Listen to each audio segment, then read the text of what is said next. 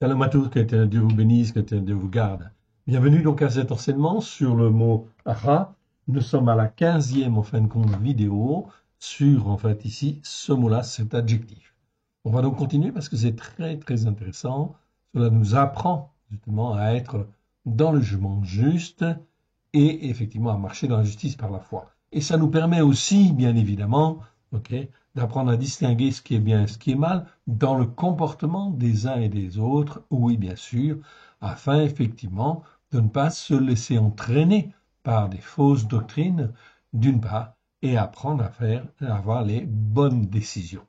Car l'Éternel Dieu nous dit, dès lors qu'il nous rachète par le sang de l'agneau, eh bien, cela veut dire qu'on devient son fils, sa fille, que je sois juif ou non juif, peu importe, et que je dois apprendre à marcher selon un jugement juste et selon la justice par la foi.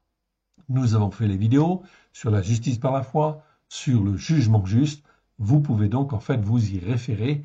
C'est donc ici extrêmement intéressant et important dans les temps qui viennent afin de discerner ce que l'Éternel Dieu attend de nous et en fait ici notamment les œuvres qu'il a préparées d'avance, qu'on puisse les faire comme il le veut lui.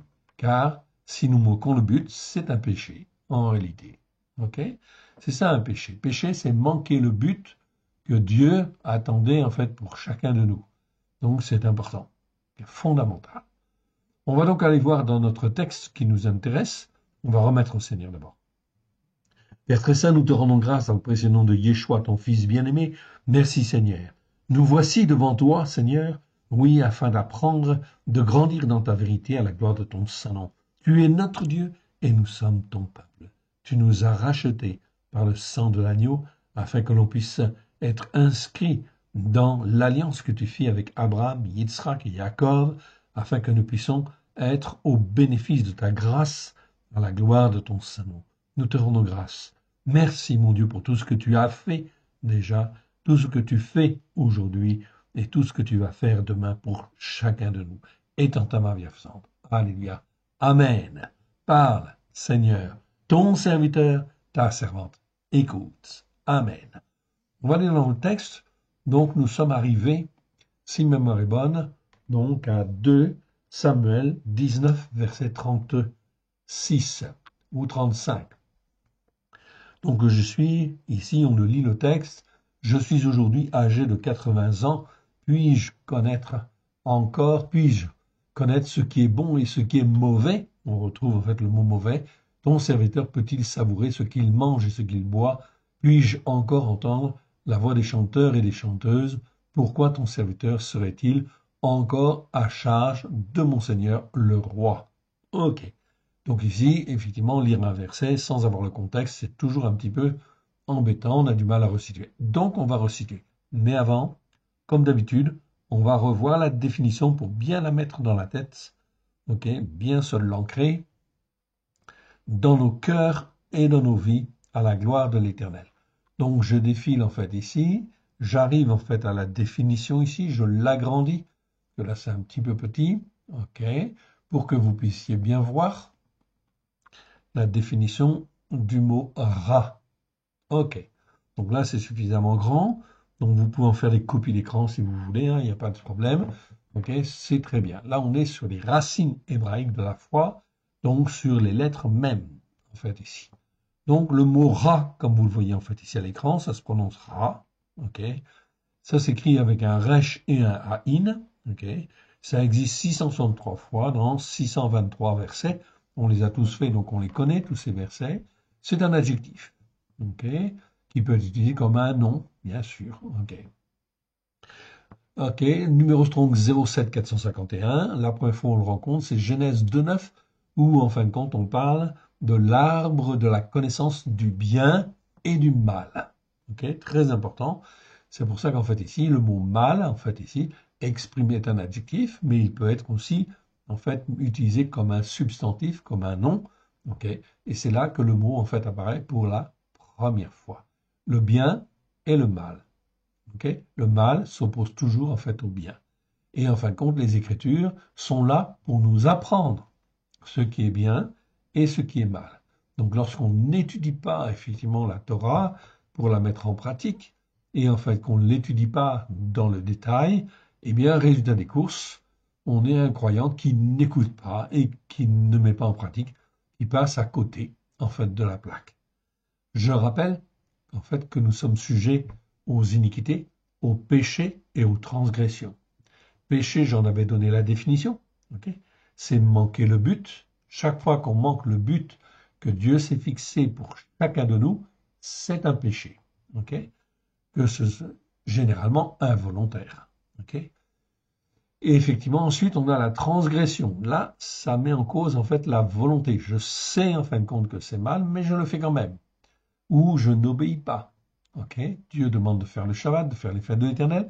Si on ne le fait pas, et que je le sais en fait ici, c'est plus un péché, c'est un péché pour ceux qui ne savent pas, mais ça devient une transgression dès lors que j'ai lu l'Écriture et que je sais en fin de compte qu'il, en fait ici, il faut faire le Shabbat.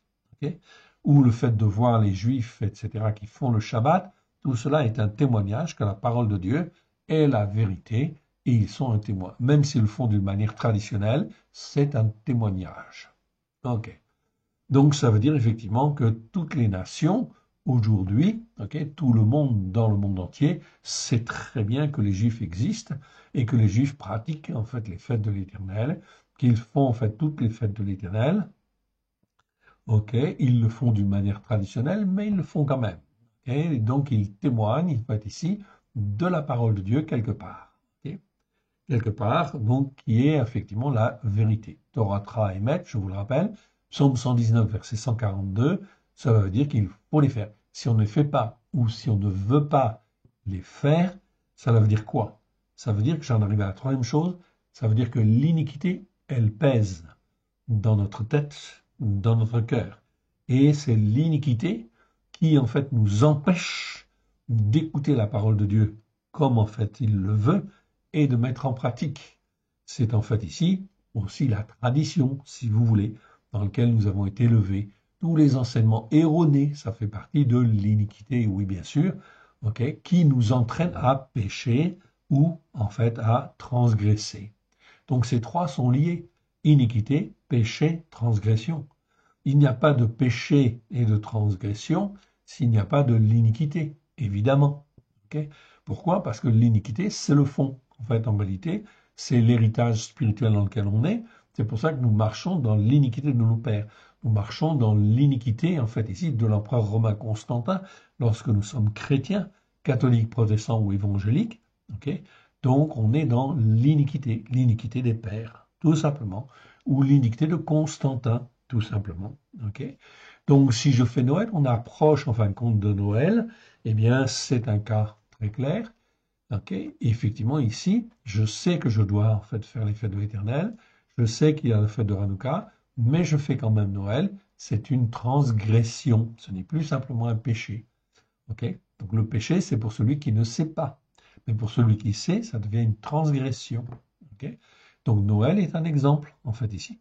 Vraiment très clair. Pourquoi? Parce que c'est entré tellement dans la tradition en fait, des hommes que l'iniquité, c'est-à-dire la tradition des hommes, pèse.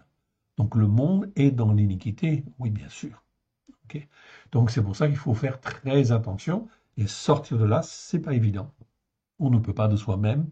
Il faut que l'Esprit de Dieu nous arrache des ténèbres pour que nous puissions écouter et mettre en pratique. C'est donc là très important. Vous voyez que cette définition, elle est fondamentale. Et Yeshua nous a racheté des péchés, des transgressions et des iniquités. Donc au travers du sacrifice de Yeshua, okay, lorsqu'il a été pendu au bois, okay, je dis pas à la croix, il a été pendu au bois, car c'est un bois au bois qu'il a été pendu. Le croix est un symbole, en fin de compte, qui est un symbole qui vient de l'empereur romain Constantin. Là encore, c'est une iniquité qui pèse sur tous les chrétiens. Tous les chrétiens arborent en fait dans leur site, au niveau des églises, à l'intérieur, à l'extérieur, la croix, en fait ici. Mais la croix n'est pas un symbole biblique. La croix n'existait pas en fait au temps de Yeshua, en fait ici, et en fin de compte dans la Torah, jamais vous ne verrez en fait ici mentionner le mot croix. Ça n'existe pas. La croix est apparue avec l'empereur Constantin au IVe siècle, okay, et en fait, il en a fait un symbole chrétien. Okay. Donc un symbole chrétien, donc vous voyez qu'au travers de ça, il témoigne d'une théologie qui est une théologie de remplacement, et la croix est un symbole qui témoigne de l'iniquité de Constantin. Donc tous les chrétiens qui arborent ce symbole sont dans l'iniquité, effectivement, de Constantin. Conséquence de cela, cela veut dire qu'effectivement, ils vivent dans l'iniquité, donc ça va les entraîner inévitablement à pécher et à transgresser. Comment ils vont pécher? Eh bien, tout simplement, comme l'iniquité de Constantin permet qu'il y ait de la théologie de remplacement, cela veut dire qu'on crée le Nouveau Testament et l'Ancien Testament, et on dit en fait le Nouveau Testament, c'est ce qui concerne les chrétiens, on n'a plus besoin de l'Ancien Testament, là on est dans l'iniquité. Conséquence de cela, le chrétien ne fait pas en fait les fêtes de l'Éternel, okay, et en fin de compte, même fait des fêtes idolâtres avec Noël. Donc là, il est carrément dans la transgression. S'il sait, en fait, ici, s'il a entendu, en fait, ici, que c'était mauvais et qu'il le fait quand même, on n'est plus dans le péché, on est dans la transgression. On continue dans le résumé, en fait, ici. Si je continue dans le péché et la transgression, à ce moment-là, je deviens, en fait, ici, non plus, en fin de compte, quelqu'un qui fait ce qui est mal, mais qui devient, en fait, un méchant. Le méchant, c'est celui qui persévère dans le péché et les transgressions, qui persévère, en fin de compte, parce qu'il ne veut pas obéir, il ne veut pas plier le genou, pour des tas de raisons, peu importe les raisons, okay, il devient, en fait, un méchant. Et en fait, la Bible dit que le méchant, en fait, ici, celui qui se comporte comme un méchant, eh bien, en fin de compte, sa destinée, c'est la ruine, tout simplement. Okay. Donc, il n'obtiendra jamais le salut. Voilà pourquoi ceux qui sont sauvés au travers de Christ, c'est extrêmement important qu'ils se posent les bonnes questions afin de ne pas rester dans l'iniquité de Constantin ou autre iniquité, bien évidemment, okay, dans les péchés ou dans les transgressions, parce que il risque de perdre son salut. Oui, vous m'avez bien entendu, il risque de perdre son salut. Exactement de la même manière qu'Israël avait reçu les bénédictions de l'Éternel et que, en fin de compte, désobéissant ou faisant ce qui est mal, c'est ce que nous voyons là, eh bien, en fin de compte, ils, en fait, ici, sont détruits, effectivement. L'Éternel envoie des malheurs, ok? C'est le mot ra, en fait, ici, Ra'a, plus précisément, des malheurs, tout simplement parce qu'ils ont fait ce qui est mal. Donc, si on fait ce qui est mal, ça fait que Dieu va faire ensuite ce qui est mal à notre endroit. Okay. C'est donc très important de comprendre ça. Okay. Selon les racines hébraïques, on revient à la définition, selon les racines hébraïques anciennes, la racine resh aïn, je le vois en fait ici, est l'emblème en fin de compte de ce qui est mal, mauvais par essence, tant sur le plan physique, des vaches mauvaises ou des vaches laides, on va plutôt dire en français vaches laides, ça sonne mieux, et en fait ici, tant au plan physique qu'au plan moral ou spirituel, le mal qui s'oppose au bien. Tout ce qui est terrestre par principe, tout ce qui est opaque, mauvais, tout ça, ça fait partie du mal. Il existe une variante de ce mot, c'est ra'a, ça on l'a vu en fait déjà aussi, on le revoit en fait ici, donc c'est le mot ra allongé, avec un kamatz et un e, ça se prononce ra'a, qui exprime d'abord le féminin du mot ra, en fait ici. Okay. Quand une chose en fait est au féminin en fait en hébreu, c'est pas forcément au féminin en français. Okay. À ce moment-là, en fait, le féminin en hébreu, eh bien, on rajoute le kamatz et le e. Donc ça exprime le féminin de l'adjectif ra, mais le plus souvent, en fait ici, ça exprime en fait la terminaison kamatz et exprime toutes les peines, les soucis, les malheurs qui sont la conséquence, okay. Donc le malheur en fait ici, ra'a, qui est la conséquence du péché, des transgressions, okay, et des iniquités qui perdurent dans le temps. Toujours. C'est pour ça que l'étude du mot ra, en fait, ou ra'a, est très très important. Ra'a La forme, en fait, allongée ici, c'est un mal augmenté ou un grand malheur. Okay. Mais en réalité, le mot ra, en fait, est très souvent traduit par, en fait, malheur, notamment dans le livre de Jérémie, Yirmiyahu, ou encore traduit par une bête féroce au lieu de mauvaise bête. On ne va pas dire une mauvaise bête, en fait, ici, enfin, on peut dire, mais en réalité, en fait, ici, dans certains versets, c'est mieux de dire une bête féroce, en fait, ici. Le mot hébreu ra'a, ok, est classé avec le même numéro strong que le mot ra, okay, qui parle de tout ce qui est mal ou mauvais. Donc, en fait, ici, nous avons repéré tous les versets où le mot ra'a est écrit effectivement sous la forme allongée. Ça existe 284 fois dans les Écritures, dont 70 fois dans le livre de Jérémie, Yirmiyahu. Dans ce livre, le mot ra'a exprime clairement, en fait, ici, le malheur dû à la désobéissance, à la rébellion, qui perdure dans le temps, ou encore la méchanceté qui perdure dans le temps, c'est-à-dire les péchés, les transgressions, les iniquités qui perdurent dans le temps. Voilà pourquoi, lorsque les péchés, les transgressions perdurent dans le temps, cela veut dire que le cœur de l'homme, du croyant, s'endurcit de plus en plus, et effectivement, de plus en plus, il s'enfonce dans l'iniquité. L'iniquité devient une iniquité empreinte d'hypocrisie, okay, et en fait de duplicité, etc. La forme d'iniquité, en fait, ici, s'envenime, okay, devient de plus en plus mauvaise, jusqu'à, en fait, ici, arriver à l'injustice. On avait fait un tableau, souvenez-vous, en fait, dans les vidéos sur les iniquités, on avait iniquité, en fait, en haut à droite, et aven, qui veut dire injustice, en bas à gauche. Et en fait, plus les péchés, les transgressions, les iniquités perdurent dans le temps, plus, en fin de compte, on glisse étape par étape dans différentes formes d'iniquité, de plus en plus aggravées pour arriver à l'injustice. Et quand on est dans l'injustice, il n'y a point de salut. C'est terminé. Donc voilà pourquoi il faut faire attention, évidemment, à ce que l'on fait.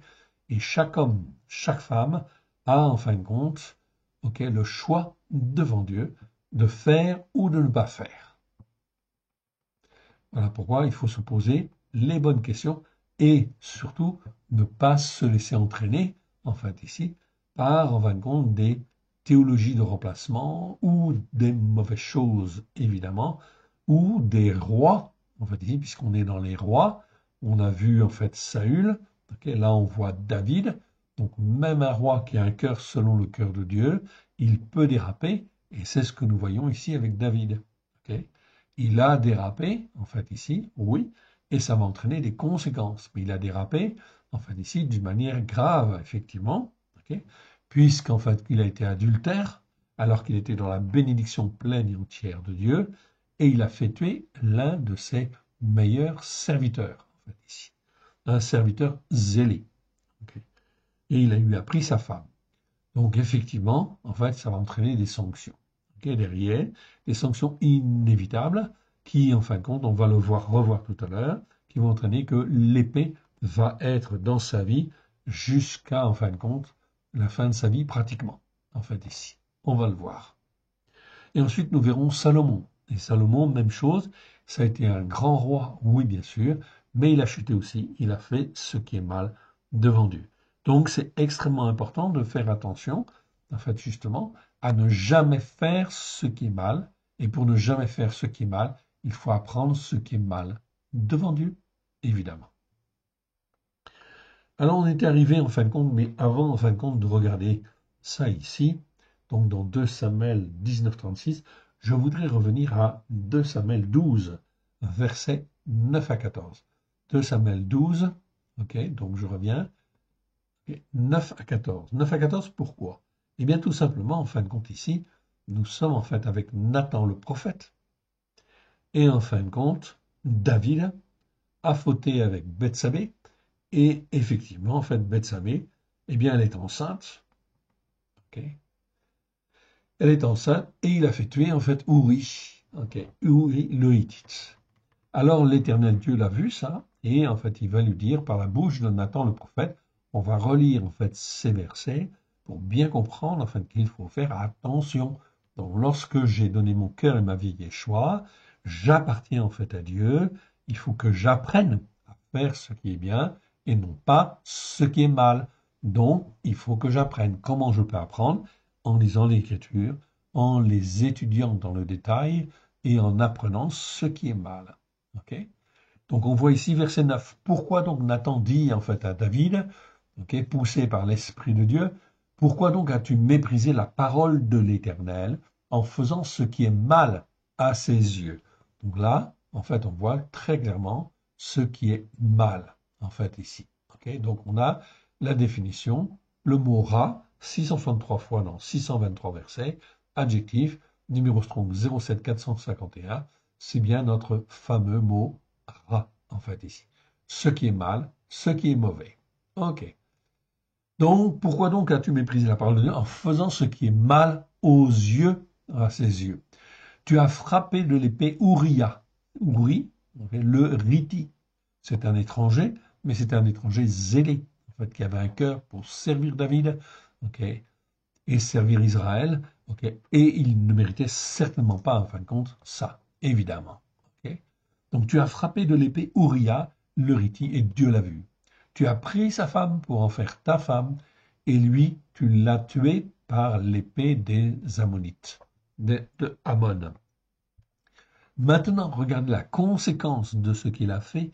Maintenant, l'épée ne s'éloignera jamais de ta maison parce que tu m'as méprisé et parce que tu as pris la femme d'Uriah, le Riti, pour en faire ta femme. Okay. Donc, l'épée, ça veut dire qu'en fait, il va y avoir du combat à cause de lui, à cause de cette faute, tout au long de sa vie, jusqu'à, en fait, ici, ce que Salomon règne. Okay. Donc, pendant toute la vie de David, l'épée va régner, en fin de compte, ici, dans sa maison. Verset 11. Ainsi parle l'Éternel. Mais ce n'est pas tout. Voici, je vais faire sortir de ta maison le malheur. Et là, je retrouve en fait donc le mot ra. Okay. Ra, en fait, ici dans la forme allongée, c'est Ra'a, mais c'est toujours le même numéro strong. C'est toujours le mot qui nous intéresse. Et là, on le traduit en fin de compte par malheur, parce que c'est la forme allongée, en fait, ici. Donc, très bien, c'est une bonne chose. Donc, voici, je fais venir sur ta maison le malheur, ou on aurait pu dire le mal, en fait, aussi, ou un mal augmenté. Ok, mais mal augmenté, ça passe pas trop bien en français. Malheur, c'est très bien, c'est une bonne traduction. Voici, je vais faire venir de ta maison, faire sortir de ta maison, donc de l'intérieur de ta maison, de ta famille, le mal va sortir, ou le malheur va sortir contre toi. Voici, je vais faire sortir de ta maison le malheur contre toi. Je vais faire prendre sous tes yeux tes propres femmes pour les donner à un autre, et qui couchera avec elles à la vue de ce soleil. Donc toi, tu as fait les choses en cachette. En fait, l'Éternel Dieu dit à David, mais en fait, moi, je vais en fin de compte ici faire que toutes tes femmes soient effectivement en fin de compte ici données effectivement à en fait d'autres hommes, etc. Et ils coucheront en fait ici, et ils coucheront avec elle. Verset 12, car tu agis en secret, et moi je ferai cela en présence de tout Israël à la face du soleil. Donc on ne se moque pas de Dieu, hein, on est clair. David dit à Nathan, j'ai péché contre l'Éternel, et Nathan dit à David, l'Éternel pardonne ton péché. Donc l'Éternel pardonne, en fait ici, ok, tu ne mourras point. Effectivement, comme il a tué, en fait ici, quelqu'un, la sanction, c'est la mort. Dans la Torah est très claire. Si tu tues un descendant d'Adam, ok, la sanction, la condamnation, c'est une condamnation à mort. Sauf s'il y a des circonstances atténuantes, oui, bien sûr.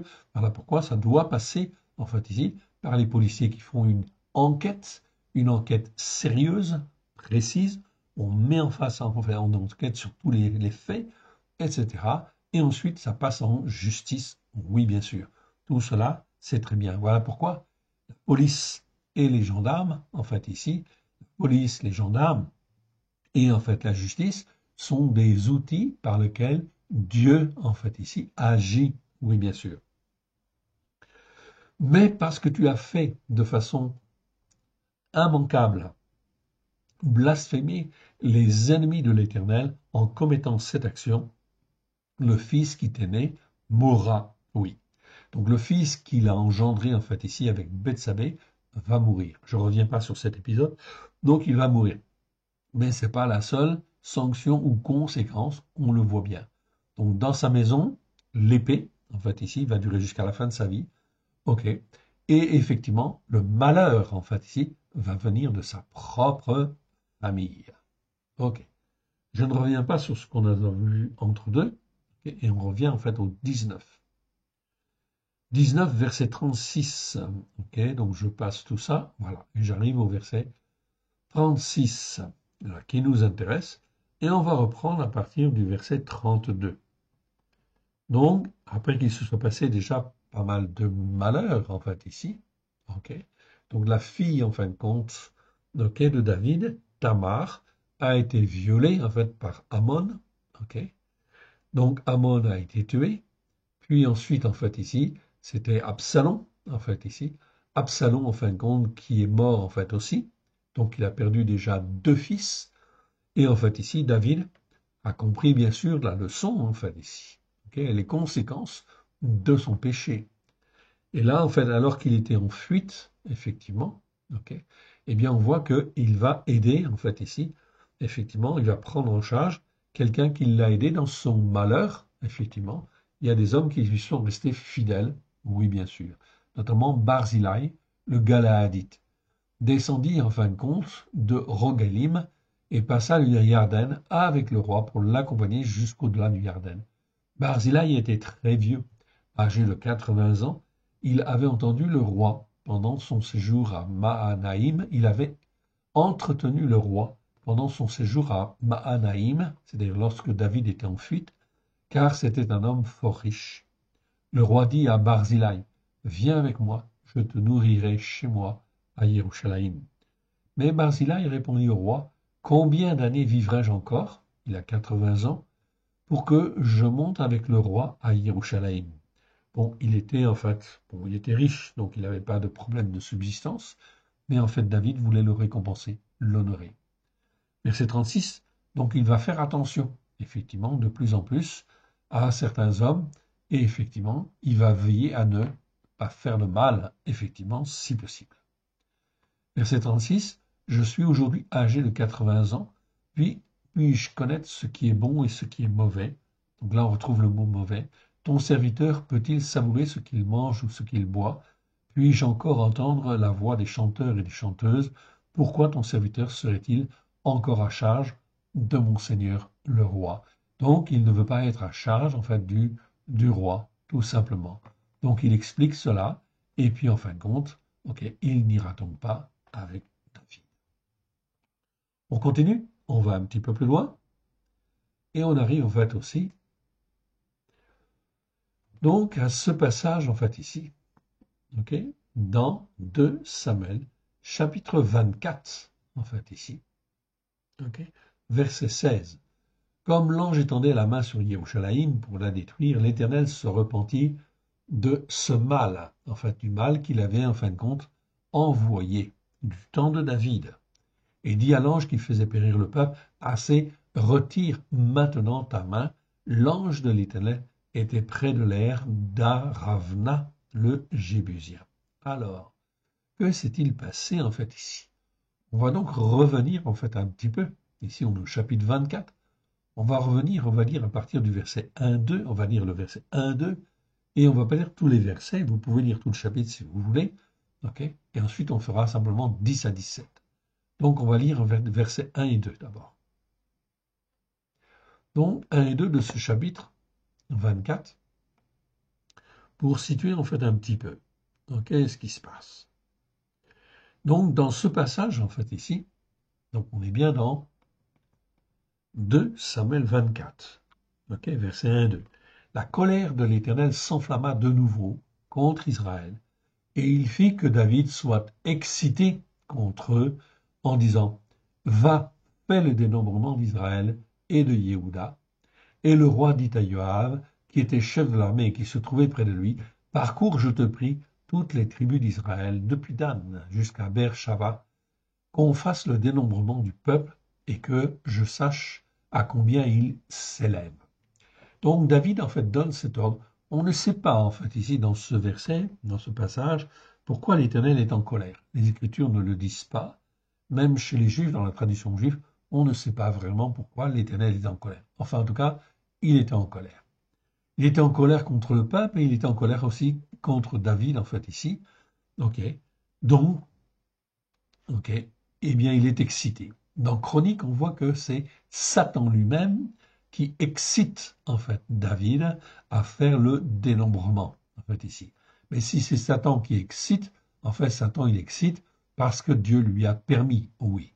Ici, dans Samuel, on dit, en fait, il est dit, il fit, donc l'Éternel fit, que David soit excité. Excité par qui? Par Satan.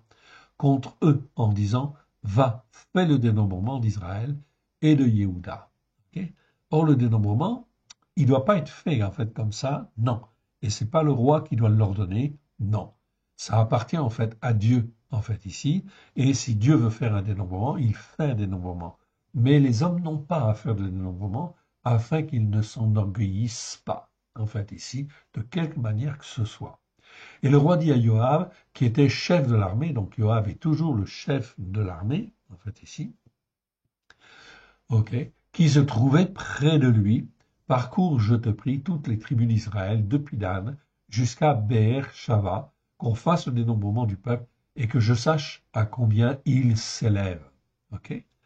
Donc Joab, c'est le chef de l'armée de l'Éternel qui était resté fidèle à David. Mais c'est pas un homme facile, il fait un peu comme il veut aussi certaines fois. Et effectivement, c'est lui qui a en fait aussi tué, en fait ici, les deux fils, en fait ici, de, comment dire, de David, en fait ici. Un fils, ou même peut-être les deux. Je ne sais plus très bien ici, mais peu importe. Joab, en fait ici, il devrait plus être chef de l'armée, en fait aussi, quelque part. Enfin bref, ici, il y a un problème, en fait, ici, quelque part. Et l'Éternel, en fait, ici, a vu la révolte, en fait, aussi du peuple, ok, contre, en fait, David, ok. Donc, il sait très bien. Alors, on continue et on va relire à partir du verset 10 maintenant. David sentit battre son cœur après qu'il eut ainsi fait le dénombrement du peuple. Okay. Et il dit à l'Éternel, j'ai commis un grand péché en faisant cela.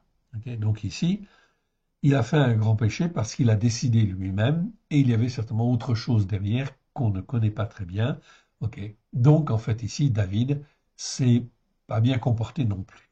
En fait ici, quelque part. Maintenant, l'Éternel daigne pardonner l'iniquité de ton serviteur, car j'ai complètement agi en insensé. Donc il y a des éléments qui nous manquent en fait ici. L'Écriture ne nous le dit pas forcément. En fait ici, on constate simplement qu'il est extrêmement important de faire attention en fin de compte à ce que l'on fait avec l'Éternel Dieu, de manière à ne pas déraper et éviter de faire ce qui est mal. David ici fait un grand péché. Verset 11, le lendemain, quand David se leva, la parole de l'Éternel lui fut adressée, la parole de l'Éternel fut ainsi adressée à Gad, le prophète. Donc maintenant, c'est Gad, en fait, qui est le prophète, le voyant, en fin de compte, de David. Va dire à David, ainsi parle l'Éternel, je te propose 3 fléaux, choisis-en un, et je t'en frapperai. Gad alla vers David, lui fit connaître la chose en disant, veux-tu 7 années de famine dans ton pays, ou bien 3 mois de fuite devant tes oppresseurs, ce qu'il n'a pas arrêté effectivement de voir, en fait, de vivre, ok, donc il n'a pas envie de revivre ce qu'il a vécu, ok, donc devant tes oppresseurs qui te poursuivront, ou bien 3 jours de peste dans ton pays, ok, maintenant choisis, vois ce que je dois répondre à celui qui m'envoie. Les jugements de Dieu sont toujours justes, donc on ne peut pas douter effectivement que l'Éternel Dieu avait de bonnes raisons d'appliquer en fait ici ces sanctions. Et il donne à David en fait le choix, ok, afin de voir comment il va se comporter. David répondit à Gad, je suis dans une grande détresse oppressante. Ok, donc là c'est vrai effectivement. Okay, donc c'est le mot tsara, c'est très bien en fait ici, Trara, c'est une détresse en fait ici oppressante, une grande détresse oppressante ou une grande détresse oppressante, oui, oui, c'est ça. Détresse oppressante, on peut traduire comme ça. Pas simplement par angoisse, hein, mais là, on est dans une détresse. Ô tombons entre les mains de l'Éternel, car ses compassions sont immenses, mais que je ne tombe pas entre les mains des descendants d'Adam. Donc, il ne voulait pas, effectivement, en fait, avoir des descendants d'Adam comme opposants. Alors l'Éternel va choisir la peste. Verset 15, l'Éternel envoya la peste en Israël depuis le matin jusqu'au temps fixé. Okay. Et de Dan à Beersheba, c'est-à-dire du haut jusqu'en bas. Il mourut 70 000 personnes parmi le peuple. 70 000 personnes. Donc, ce n'est pas un petit mal qui arrive en fait ici, c'est vraiment en fin de compte un malheur en fait ici. Ce qu'on peut vraiment en fait appeler un grand malheur. Okay. Donc, il faut faire attention, évidemment, okay, et être dans la crainte de l'Éternel. Une crainte respectueuse et honorable. Apprendre à s'attacher à l'Éternel Dieu et faire attention à ce qui est bien et ce qui est mal. Ce qui est bien et ce qui est mal. Afin, effectivement, de rester dans la bonne voie et que, justement, les sanctions que l'on puisse en fait avoir ou les corrections qu'on puisse avoir soient effectivement d'ordre minimum, en fait, ici, évidemment. Il n'y a pas de descendants qui ne pêchent pas. Ça n'existe pas. Donc, même lorsque nous sommes croyants, nous faisons des erreurs. Ça nous arrive, en fin de compte, de transgresser. Ça nous arrive, en fin de compte, de pécher. Ça nous arrive encore d'être dans l'iniquité. Sinon, effectivement, nous serions déjà parfaits, en fait, ici, comme Christ est parfait. Or, en fait, ce que veut Christ, c'est nous former, nous façonner, afin d'être un avec lui et un avec le Père. Donc il y a tout un processus qui est là de formation et qui doit faire que nous devons avancer étape par étape. Mais je ne peux pas rester en fait ici à un niveau particulier, dire non, je ne veux plus, etc. Okay, ou je ne veux plus avancer. Ça, c'est très très très mauvais. On est obligé d'avancer et obligé de monter sur la montagne de la sainteté. Okay. Donc ça, c'est très très important et il faut être dans cette progression, dans ce désir de vouloir grandir en fait ici en sainteté. Après, c'est l'Éternel qui fait par son esprit. Et vous inquiétez pas, lui, il sait faire pousser. Okay. Donc c'est pas un problème qu'il y ait 10 personnes, 100 personnes, 1000 personnes, 1 million de personnes, 10 millions de personnes, ce n'est pas un problème. Okay. Dans une prairie, vous n'avez pas en fait un brin d'herbe. Vous avez en fait pas 10 brins d'herbe. Vous n'avez pas 100 brins d'herbe. Vous avez des milliers, des millions, des milliards en fait ici qui poussent et ils poussent par la puissance de l'Esprit de Dieu. Bon, oui, bien sûr, parce que l'Esprit de Dieu a mis en eux le désir d'avoir la vie, en fait ici, de pousser, évidemment, et ce n'est pas un problème pour Dieu que de faire pousser, de faire grandir, de sanctifier. Tous les freins viennent de nous. Alors il faut vraiment faire attention, justement, à ne pas être dans l'opposition, en fait, à Dieu, dans la rébellion, évidemment, de ne pas vouloir avancer, de ne pas vouloir être sanctifié.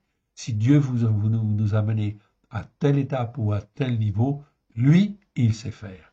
Alors, il faut mieux dire, oui, Seigneur, parle, ton serviteur écoute, qu'il me soit fait comme toi tu le veux, à la gloire de ton Saint-Nom.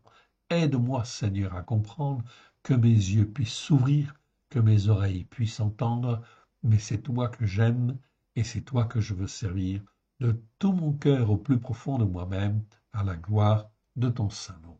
C'est donc très, très, très important d'avoir cette attitude de cœur. Et cette attitude de cœur, n'importe qui, tout le monde peut l'avoir, oui, bien sûr. Mais il faut la cultiver.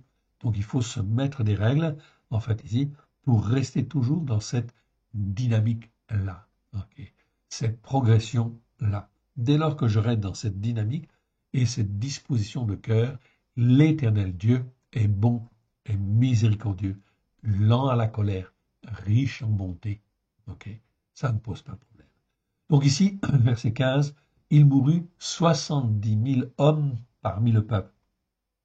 Donc on peut dire que ces 70 000 hommes sont morts, en fait, ici, quelque part, À cause, en fait, parce que David a pris une décision qui n'était pas la bonne.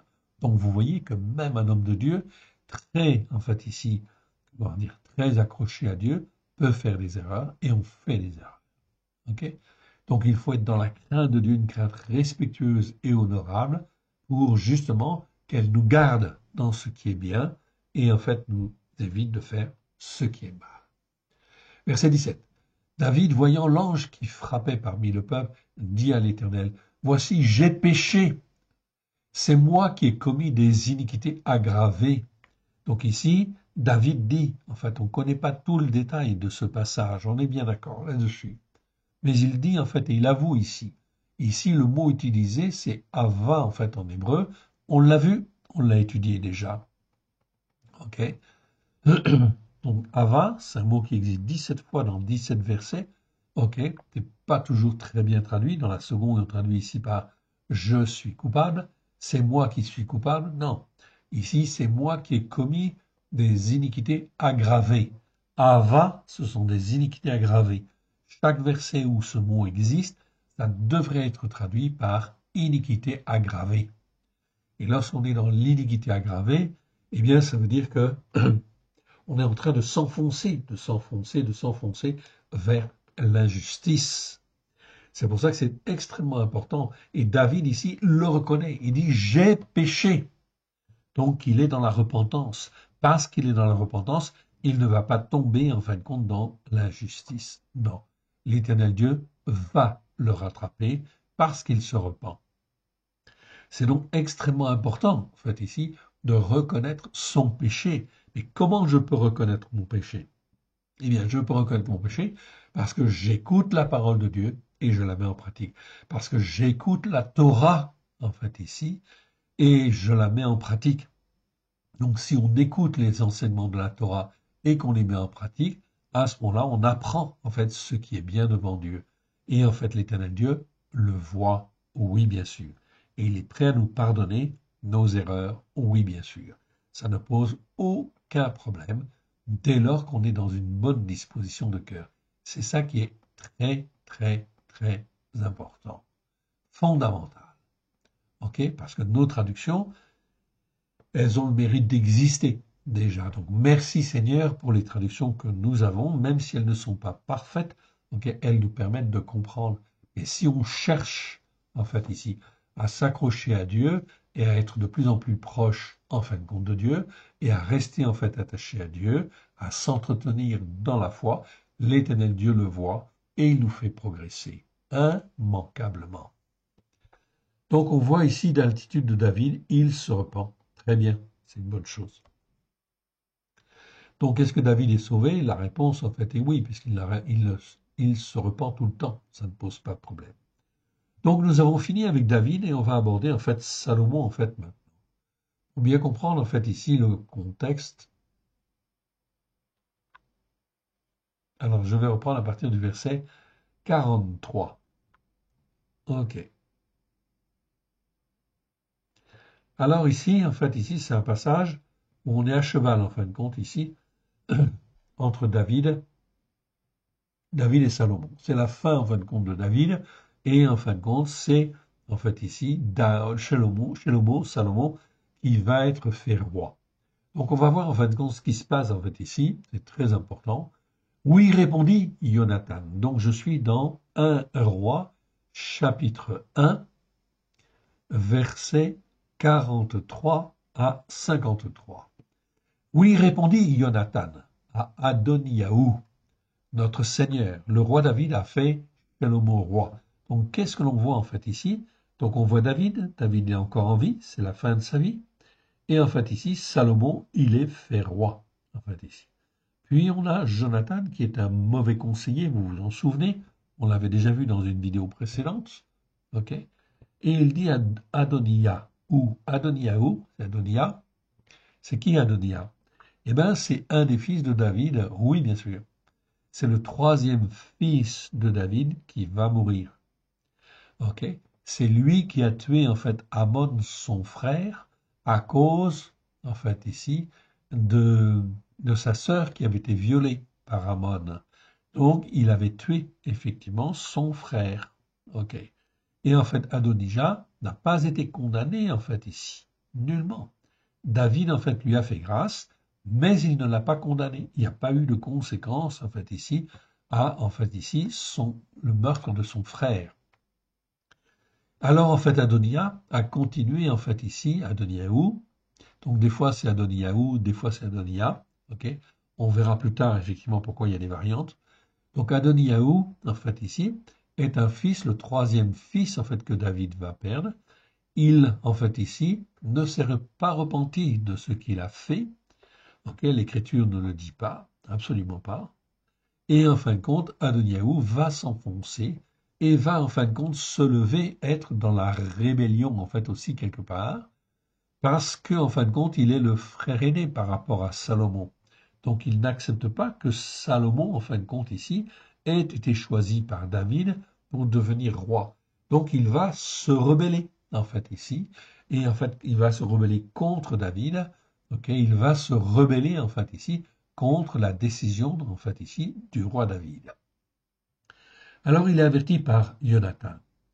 Il a envoyé avec lui le sacrificateur Tsadok, Nathan le prophète, Benayahu, fils de Yehoyada, les Kérétiens, les Pélétiens, et ils l'ont fait monter sur la mule du roi. Le sacrificateur Tsadok et Nathan le prophète l'ont roi pour roi à Gihon. Donc Salomon a été roi, en fait ici, a été oint roi, alors que Adonijah s'était proclamé, en fait ici, s'était haut proclamé comme roi, en fait ici. De là, ils sont remontés en se livrant en fait à la joie et à la ville, et la ville a été émue. C'est là le bruit que nous avons entendu. Shlomo s'est même assis sur le trône royal. Donc officiellement, c'est Salomon. Et les serviteurs du roi sont venus pour bénir notre Seigneur, le roi David, en disant que ton Elohim rende le nom de Shlomo, Salomon, plus célèbre que ton nom, qu'il élève son trône au-dessus de ton trône, et le roi s'est prosterné sur son lit. Et voici encore ce qu'a dit le roi, béni soit l'Éternel, l'Élohim d'Israël, qui m'a donné aujourd'hui un successeur sur mon trône et qui m'a permis de le voir. Donc vous voyez, dans un contexte troublé de tension en fait familiale, en fait ici, eh bien David en fait ici fait oindre roi Salomon, car c'est le choix de Dieu, en fait aussi, quelque part. Donc, il ne fait pas, en fait, il n'a pas pris cette décision de par lui-même.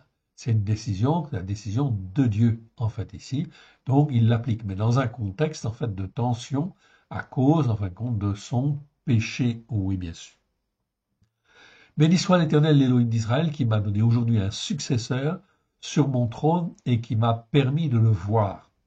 Tous les conviés d'Adoniyahu, donc Adoniyahu, avait fait un banquet pour célébrer, en fait, ici, sa proclamation en tant que roi, son autoproclamation comme roi. Tous les conviés d'Adoniyahu furent saisis d'épouvante, ok, et ils se levèrent et s'en allèrent, chacun des hommes dans sa voie, enfin, ou de son côté. Adoniyahu eut peur de Shlomo, ok, il se leva aussi, s'en alla et saisit les cornes de l'autel. Ok, donc il était, en fait, il voulait, en fait, ici, implorer la grâce de l'Éternel. Donc dans ce cas-là, les hommes saisissaient les cornes de l'autel pour justement, en fin de compte, ok, s'accrocher en fait ici et obtenir grâce de la part de l'Éternel. On va dire à Shlomo, voici Adoniyahu a peur du roi Shlomo, et il a saisi les cornes de l'autel en disant que le roi Shlomo me jure aujourd'hui qu'il ne fera point mourir son serviteur par l'épée. Shlomo dit, s'il se montre à un honnête homme, okay, il ne tombera pas à terre un de ses cheveux. Mais s'il se trouve en lui, okay, de ce qui est mal, c'est-à-dire des choses mauvaises, en fait, ici, il mourra. Donc, on retrouve le mot rat, en fait, ici.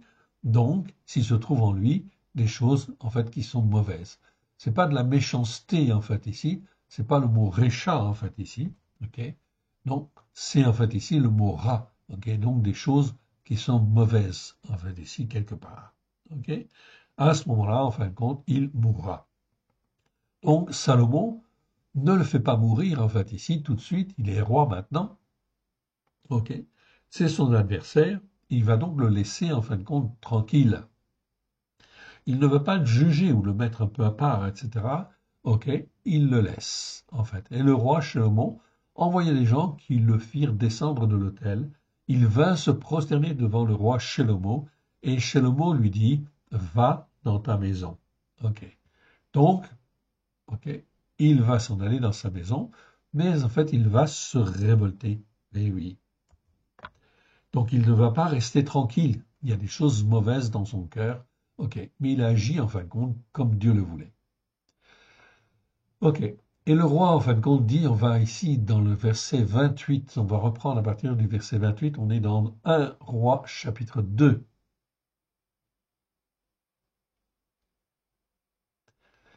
Donc c'est David, en fin de compte, qui parle.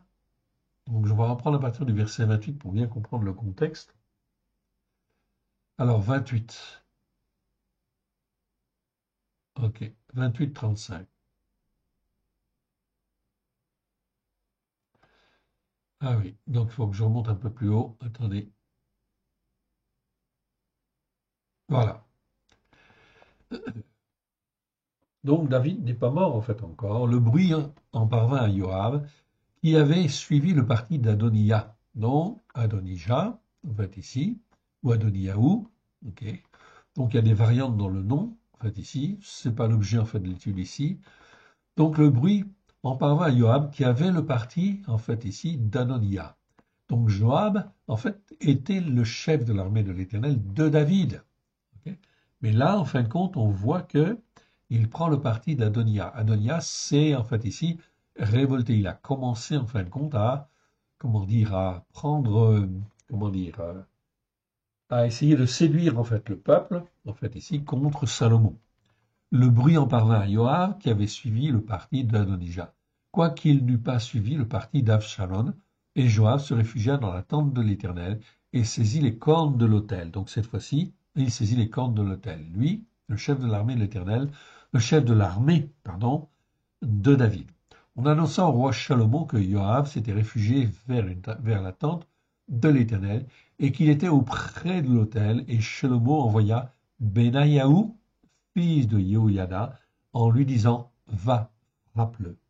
Okay, parce que c'était maintenant, en fin de compte, ici, qu'il fallait rendre justice. Donc Joab, en fait, ici, qui, en fait, n'avait pas été jugé par David, effectivement, en fait, il doit être jugé. Et là, il est dans la rébellion, en fait, ici, contre Salomon. Alors, en fait, Shlomo va, en fin de compte, ici, demander à son chef de l'armée, Benayahu, fils de Yehoiada, et en fait, va lui demander de le tuer effectivement, en fait ici, pour que justice soit faite. Benayahu arriva à la tente de l'Éternel et dit à Joab, sors, c'est le roi qui l'ordonne, mais il répondit, non, je veux mourir ici. Benayahu rapporta la chose au roi en disant, c'est ainsi qu'a parlé Joab, et c'est ainsi qu'il m'a répondu. Ah, donc il ne voulait pas lâcher prise, il tenait toujours en fait les cornes de l'autel. Alors Benayahu, respectueusement, va voir le roi, Salomon, et en fait ici, verset 31, le roi dit à Benayahu, fais comme il a dit, frappe-le et enterre-le.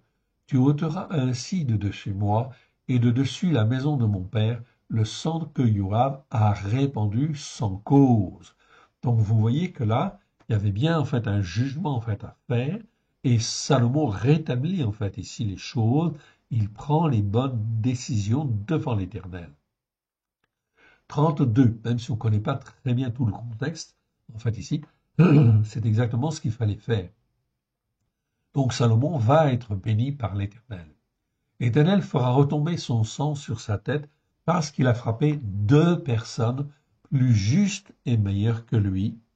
Il les a tuées par l'épée sans que mon père David le sût. Avner, fils de Ner, chef de l'armée d'Israël, et Amatsa, fils de Yéter, chef de l'armée de Yehuda. Donc vous voyez bien que ici, Joab devait être jugé. Et c'est Salomon qui va, en fait, ici, le juger. Enfin, c'est l'Éternel Dieu qui juge au travers, en fait, de la main de Salomon.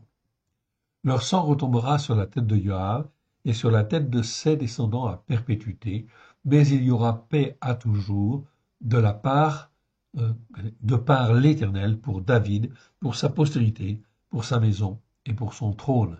Benayahu, fils de Yehoiada, monta, frappa Joab et le fit mourir.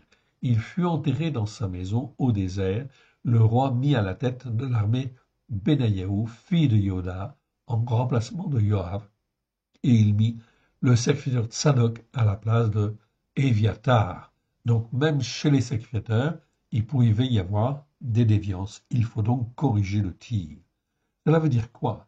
Cela veut dire qu'aujourd'hui, en fait ici, en fait, un meurtre doit être effectivement, en fin de compte, ici, condamné.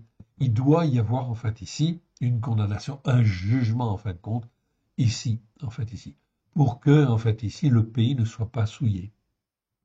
Chaque fois qu'un homme meurt, chaque fois que le sang coule, le pays est souillé. C'est pour ça que cela entraîne automatiquement, en fin de compte, des malédictions.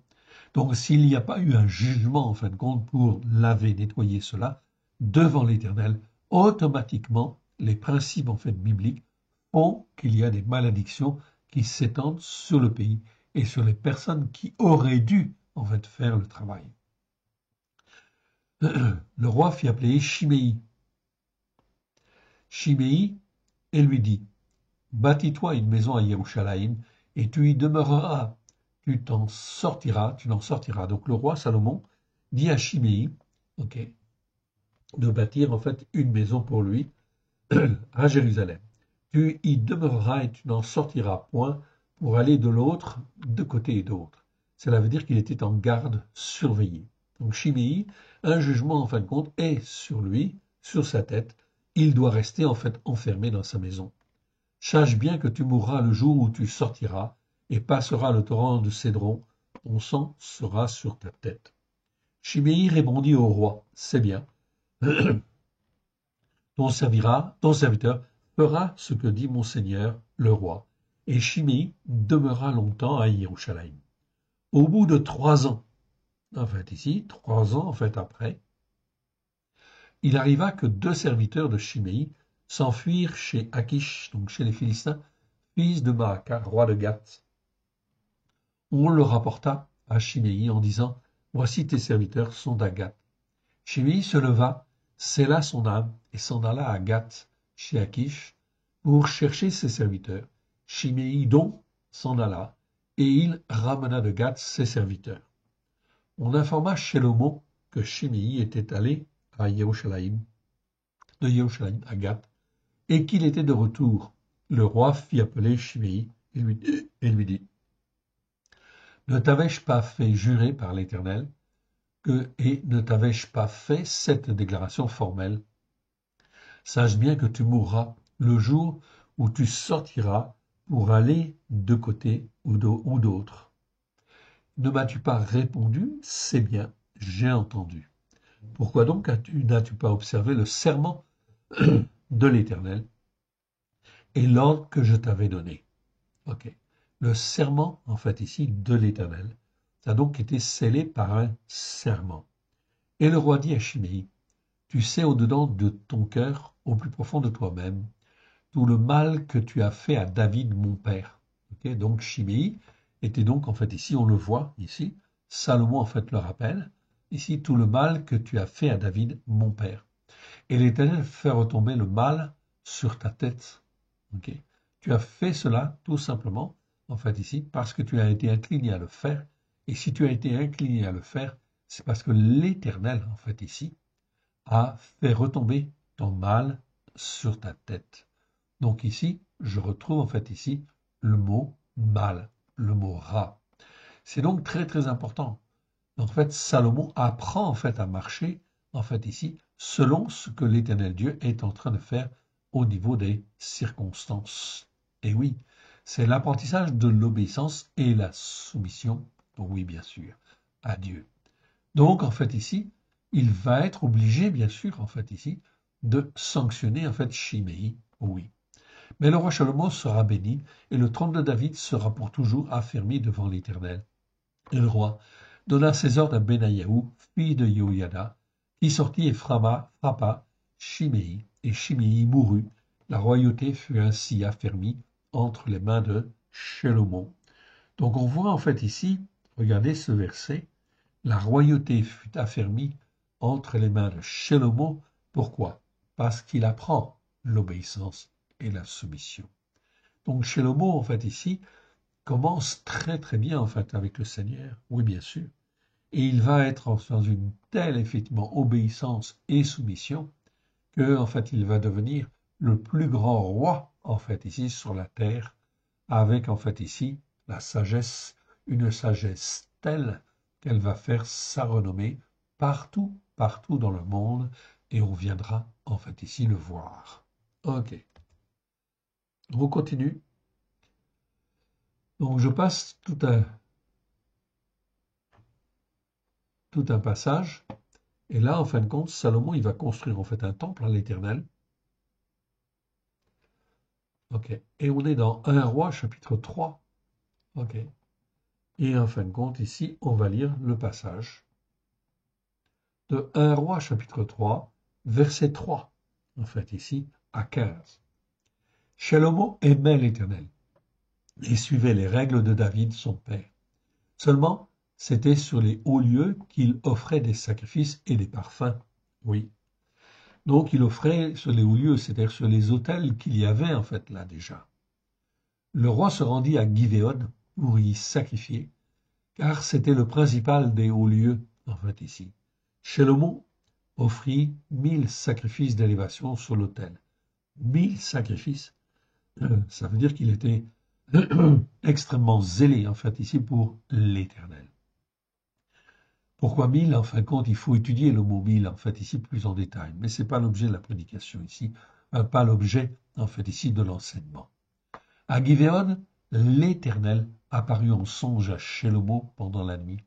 Et Elohim lui dit, demande ce que tu veux que je te donne. Et là, en fin de compte, on voit vraiment, en fin de compte, que Shlomo, en fin de compte, était dans une disposition, en fait, ici, tout à fait particulière. Oui, je reviens quand même, en fait, ici, sur Shlomo offrit 1000 sacrifices d'élévation sur l'autel. 1000, ça fait beaucoup, en fait, effectivement, oui. Mais il ne faut pas entendre le nombre, en fait, ici. Il faut entendre comment dire, la multitude. Ok. Donc, Shlomo offrit, en fait, ici, une multitude de sacrifices pour la multitude d'Israël. C'est-à-dire qu'il voulait bénir, en fait, en abondance, en fait, ici, tout le peuple d'Israël, afin que tout le peuple, en fait, d'Israël puisse marcher d'un même cœur, d'une même âme. Voilà pourquoi, en fait, ici, il y a le mot 1000, en fait, ici, sacrifice. Donc, il faut le prendre sur le plan spirituel. Et là, effectivement, en fait, on comprend, en fait, ici, que c'est pour la multitude dans son cœur, c'est pour la multitude, en fait, d'Israël qu'il fait ces sacrifices. Et l'Éternel Dieu voit son, comment dire, son attitude de cœur, sa disposition de cœur de vouloir s'occuper de son peuple afin que tout son peuple soit un même cœur, une même âme avec lui. Alors, voilà pourquoi l'Éternel lui apparaît et lui dit, demande ce que tu veux, que je te donne. Shlomo répondit, tu as traité avec une grande bonté ton serviteur David, mon père, parce qu'il marchait en ta présence dans la vérité, dans la justice par la foi et dans la droiture, de cœur en fait au plus profond de lui-même. Tu as gardé envers lui ta grande bonté, et tu lui as donné un fils qui est assis sur son trône, comme on le voit aujourd'hui.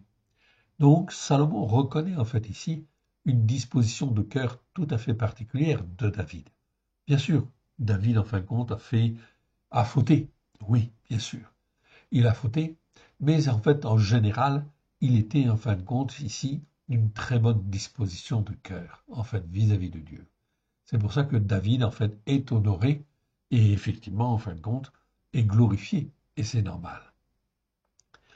Donc ici, Salomon le reconnaît et en fait remercie l'Éternel parce que l'Éternel lui a donné un fils qui est aujourd'hui sur le trône de David et qui, en fin de compte, qui a un cœur disposé pour servir l'Éternel. Verset 7. Maintenant, Éternel, mon Éloï, tu as fait régner ton serviteur à la place de David, mon père, et moi, je ne suis, en fait, ici qu'un jeune homme, je n'ai point d'expérience. Donc vous voyez qu'ici, Salomon, il est jeune et il n'a pas d'expérience. Effectivement, il a peu d'expérience puisqu'il vient d'être nommé roi. Ton serviteur est au milieu du peuple que tu as choisi, peuple immense qui ne peut être ni compté ni nombré. Voilà pourquoi on ne doit pas faire de dénombrement, parce que c'est un peuple qui ne peut être compté ni nombré, tout simplement parce que il y a des extensions en fait spirituelles, oui bien sûr, à ce peuple. Comme aujourd'hui, il ne peut être ni compté ni dénombré. Pourquoi? Parce qu'il est dispersé en fait à droite et à gauche, et l'Éternel Dieu sait où sont ses enfants. Il les ramènera et les assemblera le moment venu, en fait, sur sa Torah, avec grâce et vérité, selon effectivement sa volonté, au temps voulu. Ok, donc ici il dit ni compté ni nombré, à cause de sa multitude. Accorde donc à ton serviteur un cœur intelligent. Donc ici, cœur, c'est le mot lève. Je vous le montre en fait ici, entre parenthèses. Donc lève, c'est un mot qui existe en fait ici 592 fois dans 549 versets. Ok, on les a tous vus. C'est donc en fait ici une forme d'écriture pour le mot lève. Ça, c'est le cœur en fait ici. Le cœur en fait ici, on va dire le cœur spirituel, hein, on est bien d'accord. Ok. Accorde donc à ton cœur un cœur, à ton serviteur, un cœur intelligent. Intelligent pour quoi faire? Pour juger ton peuple. Donc vous voyez que la notion de jugement, elle est très très importante. Voilà pourquoi le Seigneur nous demande d'apprendre à juger selon un jugement juste et de marcher dans la justice par la foi. Intelligent pour juger ton peuple, pour discerner le bien et le mal, pour discerner ce qui est bien et ce qui est mal devant toi. Je retrouve la notion de mal en fait ici. Tout à fait. Ok. Car qui pourrait juger ton peuple si nombreux, ce peuple si nombreux? Cette demande de Shlomo plut à Adonai. Ok.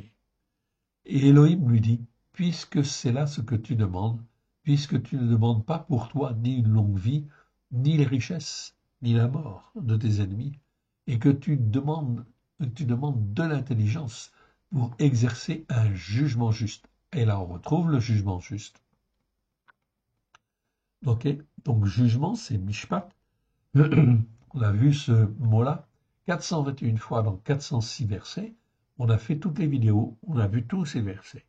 Donc c'est une série de 33 vidéos de 1 heure à 1 heure et demie, qui est très importante, fondamentale, et qui parcourt toutes les écritures sur le mot jugement, mishpat. Et ça permet d'apprendre en fait à avoir un jugement juste. Donc je vous recommande bien sûr ces vidéos, elles sont très importantes. C'est une nécessité en fait ici, c'est ce qu'il plaît à Dieu, avoir un jugement juste. Ok, ça c'est important. Pour exercer un jugement juste, voici, j'agirai selon ta parole. L'Éternel Dieu dit, j'agirai selon ta parole. Je te donnerai un cœur, en fait ici, sage, qui est intelligent, de telle sorte qu'il n'y aura eu personne avant toi, qu'on ne verra jamais personne de semblable à toi. Donc l'Éternel Dieu, vous voyez, ok. Salomon, il est jeune et sans expérience. Et l'Éternel Dieu, par son esprit, va le former, va le façonner, va l'inspirer pour qu'il devienne un roi au cœur sage et intelligent. Je te donnerai en outre ce que tu n'as pas demandé, des richesses et de la gloire, de telle sorte qu'il y aura pendant toute ta vie aucun homme parmi les rois qui soit ton pareil. Donc l'Éternel Dieu va élever en fin de compte le roi Salomon au-dessus de tous les rois qui existent en fait sur la terre. Si tu marches dans mes voies, mais il lui dit bien en fait ici, ok. Si tu marches dans mes voies, ok, en observant les lois, mes lois et mes commandements, comme l'a fait David ton père, je prolongerai tes jours. Donc d'une manière générale, le bilan global de David est très très positif. Donc voilà, il sert en fin de compte de référence quand même. Et même s'il a fait en fin de compte une grave erreur, en fait ici. Shlomo s'éveilla, et voilà le songe. Shlomo revint à Yerushalayim et se présenta, en fait ici, devant l'arche de l'alliance d'Adonai. Il fit monter des sacrifices d'élévation, fit des offrandes de reconnaissance et fit un festin à tous ses serviteurs. Donc ici, le roi Salomon, en fait ici, a une excellente attitude de cœur. Ok, on le voit. Alors, un peu plus tard, il va dire, en fait ici, dans 1 Roi chapitre 5, ok, tout est prêt, en fait ici, ok, pour Israël, pour se disposer à la construction, en fin de compte, du temple. Ok. Alors, il va dire, en fait ici, ok, dans 1 Roi chapitre 5, verset 18, mais on va reprendre à partir du verset 15. On va lire du verset 15 au verset 20. Hiram, roi de Tsor, Tsor c'est Tyr, envoya ses serviteurs vers Shlomo, car il apprit que l'on l'avait loin, roi pour roi, à la place de son père, et il avait toujours aimé David. Donc c'était un roi étranger qui était en fin de compte très favorable en fait à David, qui est resté fidèle en fait à David. Tu sais que David, mon père, n'a pas pu bâtir une maison à l'Éternel, son Élohim, à cause des guerres dont ses ennemis l'ont enveloppé, jusqu'à ce que l'Éternel les eût mis sous la plante de ses pieds. Maintenant, l'Éternel, écoutez bien ce verset. Maintenant, l'Éternel, mon Élohim, m'a donné du repos de toutes parts. Satan n'est plus là. Eh oui. Ici, en fin de compte, c'est bien le mot Satan. Dans la traduction seconde, les traducteurs n'ont pas osé effectivement traduire le mot, mais en hébreu, c'est bien le mot Satan en fait ici. Okay, donc Satan en fait existe effectivement dans les Écritures, et quand il y est, il faut le mettre évidemment. Donc Satan n'est plus. Ça veut dire qu'il y avait une connaissance en fait de la puissance de Satan en fait ici, chez les hommes de Dieu en fait à l'époque. Aujourd'hui même, il y a beaucoup de chrétiens qui se demandent est-ce que Satan en fait existe? Oui, il existe. C'est une puissance spirituelle qui est en rébellion contre Dieu et qui influence en fait les hommes, oui bien sûr, en mal. Et l'Éternel Dieu, bien sûr, est au-dessus. Il n'agit jamais, en fait, ici, sans que l'Éternel Dieu ne le permette. Et là, maintenant, c'est un temps de repos. Ok, Satan, en fait, ici, n'a plus le droit, en fait, d'agir. Salomon comprend, en fait, ici, cette circonstance de temps, en fait, ici. Donc il dit ici, maintenant l'Éternel, mon Élie, m'a donné du repos de toutes parts. Satan n'est plus là. Ok. Donc Satan, en fait, ici, n'est plus là. Il n'y a plus de risque d'invasion, en fait, ici. C'est le mot, en fait, péga, en fait, ici, qui est mal traduit, en fait, aussi. Mais péga, ça nous parle, en fin de compte, de choses qui envahissent, mais qui s'atténuent, en fait, ici, qui se terminent. Okay, donc, ce mot-là, péga, il faut le traduire ici par risque d'invasion. Il n'y a plus de risque d'invasion, en fait, ici. D'invasion de quoi? Du mal, de ce qui est mal. Okay, on en a fini, en fait, avec le mal. L'Éternel Dieu rentre dans une phase de bénédiction, en fait, ici, tout simplement, en fait, ici, parce que en fait ici, eh bien l'Éternel le veut d'une part, et parce que, en fin de compte ici, tout ce qui est mauvais a été jugé. David a fait le travail du nettoyage, en fait ici, pour que justement le pays puisse être en paix, pour qu'un roi comme Salomon puisse régner, en fait ici, avec sagesse et gloire. Verset 19. Donc Salomon, qu'est-ce qu'il fait? Il dit, voici, j'ai l'intention de bâtir une maison au nom de l'Éternel, mon Elohim, comme l'Éternel l'a déclaré à David, mon père, en disant, ton fils que je mettrai à ta place sur ton trône, ce sera lui qui bâtira une maison à mon nom. Donc Salomon fait très attention à ce que l'Éternel Dieu a dit à David. Il l'avait dit à David que ce serait lui qui construirait une maison. Donc il va le faire. Ordonne maintenant que l'on coupe pour moi des cèdres du Liban, des cèdres du Lébanon. Mes serviteurs seront avec les tiens, et je te paierai le salaire de tes serviteurs tel que tu l'auras fixé. Car tu sais qu'il n'y a aucun homme, car tu sais qu'il n'y a aucun homme parmi nous qui sache s'entendre à couper les bois comme les Sidonimes, c'est-à-dire comme les Sidoniens, en fait ici, tout simplement. Donc, on voit ici que Salomon, eh bien, en fin de compte, il entame le projet, en fait, ici. Le projet de construire, en fait, ici, une maison à l'Éternel. Et on arrive, en fin de compte, ici, dans 1 Roi, chapitre 9. 1 Roi, chapitre 9.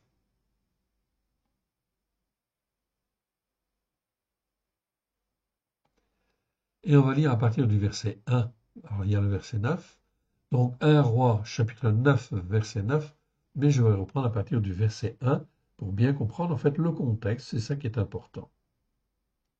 Alors, seconde apparition de Dieu à Salomon. Ok, donc là, on est dans 1 Roi, chapitre 9, versets 1 à 9. Ok. Donc, lorsque la Salomon eut achevé de bâtir la maison de l'Éternel, la maison du roi, et tout ce qu'il lui plut de faire, l'Éternel apparut à Salomon une seconde fois, comme il lui était apparu à Givéon. L'Éternel lui dit, j'exauce ta prière et ta supplication que tu m'as adressée. Je sanctifie cette maison que tu as bâtie pour y mettre à jamais mon nom, et j'aurai toujours là mes yeux et mon cœur. Donc là, on a l'agrément, effectivement, plein et entier de l'Éternel Dieu. Verset 4. Et toi, si tu marches en ma présence, comme a marché David, ton père, avec la sincérité de cœur au plus profond de lui-même. Donc là, on est en fait avec un cœur. Ici, vous voyez, en fait, ici, l'Éternel Dieu parle de son cœur, en fait, ici. C'est le mot lève, avec un seul var, okay? Un seul bête plutôt, on va dire. Ok. Et ici, en fin de compte, c'est le mot lève, mais c'est le mot lève avec deux vaves. Donc c'est le cœur au plus profond de lui-même. Cette fois-ci, c'est 252 sur 230. Donc c'est deux bêtes en fait ici, ou deux vaves en fait ici, mais enfin on va dire plutôt deux bêtes. Ok. Eh bien effectivement, c'est le cœur en fait ici, mais au plus profond de lui-même. Donc le symbole bête en fait ici parle du cœur en fait ici, et lorsqu'on en a deux dans le mot, c'est le cœur au plus profond de lui-même. Donc ces traductions, ce n'est jamais traduit ni dans les Bibles françaises, ni dans les Bibles juives, ok? Mais nous avons repéré en fait tous les versets, en fait ici. Donc l'Éternel Dieu dit ici, si tu marches dans ma présence, comme a marché David ton père, avec la sincérité d'un cœur, on va dire d'un cœur plutôt, hein, d'un cœur au plus profond de lui-même, ok? Eh bien, et avec droiture, faisant tout ce que je t'ai commandé, si tu observes mes lois et mes jugements, j'établirai pour toujours le trône de ton royaume en Israël, comme je l'ai déclaré à David ton père, en disant, tu ne manqueras jamais d'un homme qui te succède. En fait, ici, sous le trône d'Israël. Donc ici, Dieu promet en fait la paix. Si on écoute et qu'on met en pratique, ok, eh bien, effectivement, la bénédiction de l'Éternel est là. Verset 6. Mais si vous vous détournez de moi, vous et vos fils, si vous n'observez pas mes commandements, mes règles que je vous ai prescrites, si vous allez servir d'autres dieux et vous prosterner devant eux, j'exterminerai, en fait ici, Israël du pays que je lui ai donné. Je rejetterai loin de moi la maison que j'ai consacrée à mon nom, et Israël sera un sujet de sarcasme et de raillerie parmi tous les peuples. Si vous placez qu'a été cette maison, quiconque passera près d'elle sera dans l'étonnement et sifflera. On dira, pourquoi l'Éternel a-t-il ainsi traité ce pays et cette maison? Et l'on répondra, parce qu'ils ont abandonné l'Éternel leur Élohim, qui a fait sortir leur père du pays de Mitzraïm, parce qu'ils se sont attachés à d'autres dieux, se sont prosternés devant eux, les ont servis. Voilà pourquoi l'Éternel a fait venir sur eux tous ces maux, en fait, ici. Ok. Donc ici, ces mots, c'est le mot ra, ou tous ces malheurs, en fait, ici. On aurait pu dire malheur, en fait, ici.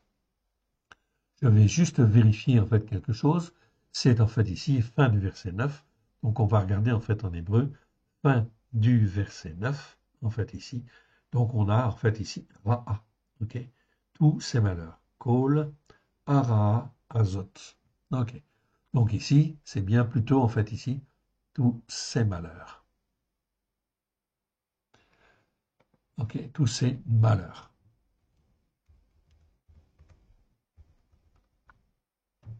Voilà. C'est plus juste, en fait, ici, de traduire comme cela. Ok. Donc, voilà.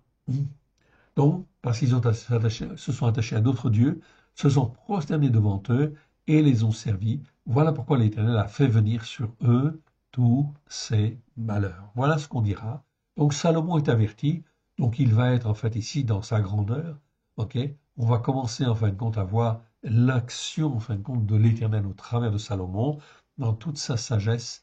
Et en fait, Salomon va être élevé comme en fait ici comme pas un roi n'a été élevé sur la terre. Cela montre en fait ici des choses extraordinaires. Alors on arrive en fin de compte ici, on passe toute l'étape de Salomon, en fait ici, toute la gloire de Salomon, et malheureusement à la fin de sa vie, ok, eh bien Salomon qui a vécu quelque chose d'extraordinaire, eh bien à la fin de sa vie il va faire ce qui est mal. On va s'arrêter là, on verra ça en fait la prochaine fois. Ok. Et ici, on s'arrête en fin de compte dans, en fait ici, je prends un roi, ok, chapitre 11, ok, au verset 6. Au verset 6, où il est dit, et Shalomo fit ce qui est mal aux yeux de l'Éternel, et il ne suivit point pleinement l'Éternel, en fait, comme David, en fait, ici, avait fait. Comme, en fait, ici, point suivi, n'avait point suivi pleinement l'Éternel, comme David, son père. Okay, donc, on reverra, en fait, ici, la prochaine fois à partir de ce verset. Okay, tout simplement. On va remettre, en fait, tout cela à l'Éternel, notre Dieu, notre Père. Amen. Père très saint, nous te rendons grâce au précieux nom du choix. Merci, Seigneur, pour cet enseignement. Étant ta main bienfaisante, Seigneur, donne-nous sagesse et intelligence. Un cœur sage et intelligent, Seigneur, afin que nous puissions discerner ce qui est bien de ce qui est mal. Afin, Seigneur, d'être meilleurs dans le jugement à la gloire de ton saint nom. Oui, Seigneur, que nous puissions apprendre à marcher selon un jugement juste comme toi tu le veux et selon la justice par la foi à la gloire de ton saint nom. Merci pour tout ce que tu nous as donné aujourd'hui. Que tout ce qui n'est pas de toi s'en aille dans les lieux arides, que ce qui est de toi soit loin de grâce et de vérité au travers de Yeshua, ton Fils bien-aimé, et dans ta main bienfaisante, sur ton serviteur, ta servante, car sans toi, nous ne pouvons rien faire. Alléluia. Amen. Que l'Éternel vous bénisse, que l'Éternel vous garde. Shalom à tous. Amen.